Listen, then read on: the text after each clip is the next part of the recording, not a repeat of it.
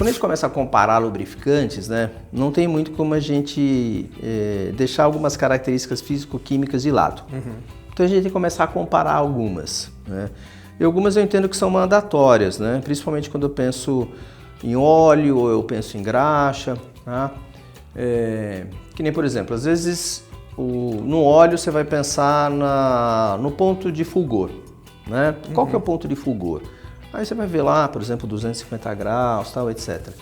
Você acha que essa característica físico-química é importante?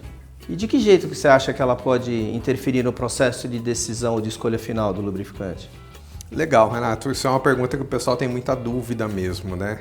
Até porque, às vezes, vamos pensar num óleo térmico, né? Que trabalha em temperaturas mais elevadas. Às vezes, a temperatura de trabalho do óleo, ela é superior ao ponto de fulgor. Então, como que funciona isso na prática, né? Então, vamos lá.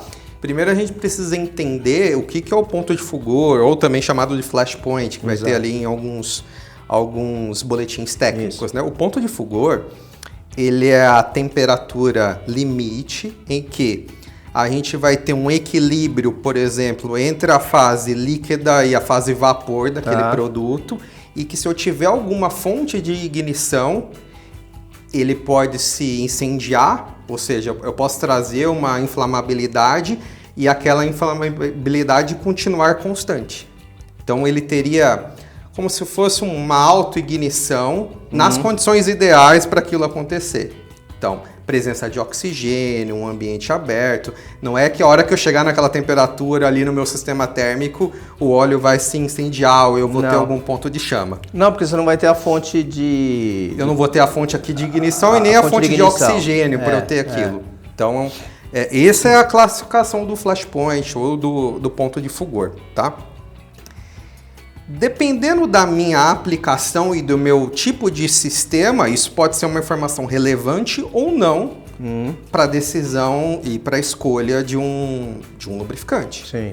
Então, por exemplo, se eu tenho um sistema que ele vai trabalhar num ambiente totalmente aberto, onde eu tenha uma fonte de oxigênio renovável, onde eu tenha algum risco de algum start ali, de algum ponto de... Uma centelha ou algum fluxo de eletricidade, e o meu sistema for aberto, eu vou estar trabalhando próximo ao meu ponto de fulgor, isso é um perigo. Aí eu deveria escolher um óleo que tivesse pelo menos ali uma diferença de uns 40 graus entre a temperatura de operação e o ponto de fulgor.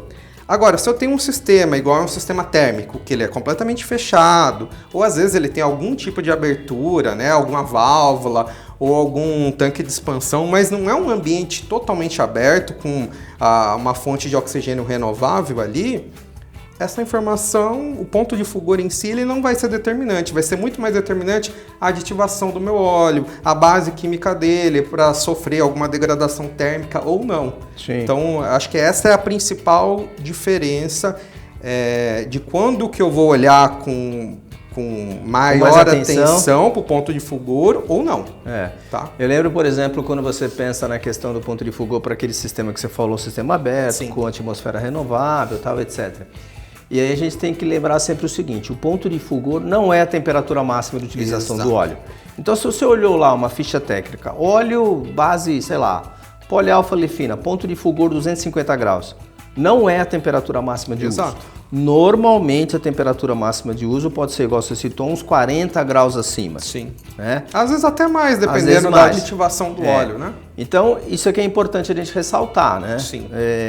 Não considere isso realmente, porque muitas vezes a temperatura máxima de utilização não está na ficha técnica do óleo. Exato. Não está, só está lá o ponto de fulgor. Exatamente. Porque a pessoa às vezes não sabe qual que é a aplicação.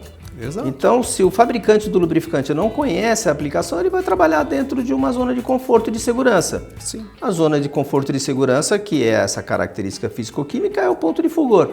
É 250 graus? Beleza. Mas a temperatura de aplicação, dependendo das condições, pode chegar a 300 ou até Exato. mais. E lembrando, igual a gente falou, né? O ponto de fulgor, ele é um equilíbrio entre as fases ali, por exemplo, do óleo, a fase líquida e a fase de vapor dele. Sim. Né?